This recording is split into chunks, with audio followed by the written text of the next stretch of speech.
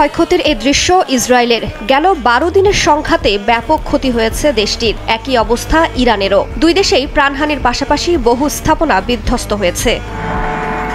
গণমাধ্যমের তথ্য অনুযায়ী ইরানে ইসরায়েলের হামলায় ৯০০-র বেশি মানুষের প্রাণহানি হয়েছে। মারা গেছেন ১২ জনের বেশি আইআরজিসির শীর্ষ কমান্ডার সহ কয়েকজন পরমাণু বিজ্ঞানীও।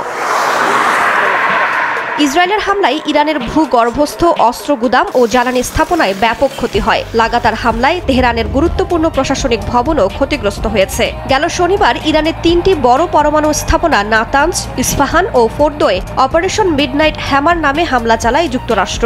এতে ফোর্দোতে বিদ্যুৎ বিভ্রাটের কারণে প্রায় ১৫,০০০ সেন্ট্রিফিউজ যন্ত্র আংশিক বা পুরোপুরি বিকল হয়ে যাওয়ার আশঙ্কার কথা জানায় আন্তর্জাতিক পরমাণু সংস্থা। মঙ্গলবার আবারও গিলান প্রদেশে হামলা চালায় নেতানিয়াহু বাহিনী। এতে ক্ষতিগ্রস্ত হয়েছে অনেক আবাসিক ভবন।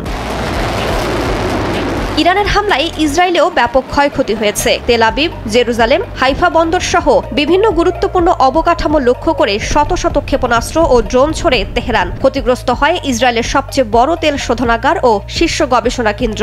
আইডিএফ ও মোসাদের সদর দফতরেও হামলা চালায় তেহরান। সামরিক ও বেসামরিক স্থাপনায় হামলার ফলে গুরুত্বপূর্ণ অবকাঠামো ধ্বংস হয় তেল আবিবের। ইসরায়েলের বেন গুরিয়ন বিমানবন্দরেও হামলা চালায় আইআরজিসি। মঙ্গলবার যুদ্ধবিরতির আগে ইসরায়েলের উত্তরাঞ্চলে হামলা করে ইরান। এতে বেশ কয়েকজন হতাহতের পাশাপাশি অবকাঠামোগত ব্যাপক ক্ষয়ক্ষতি হয়। ভবনে আটকা পড়েছেন অনেক ইসরায়েলি।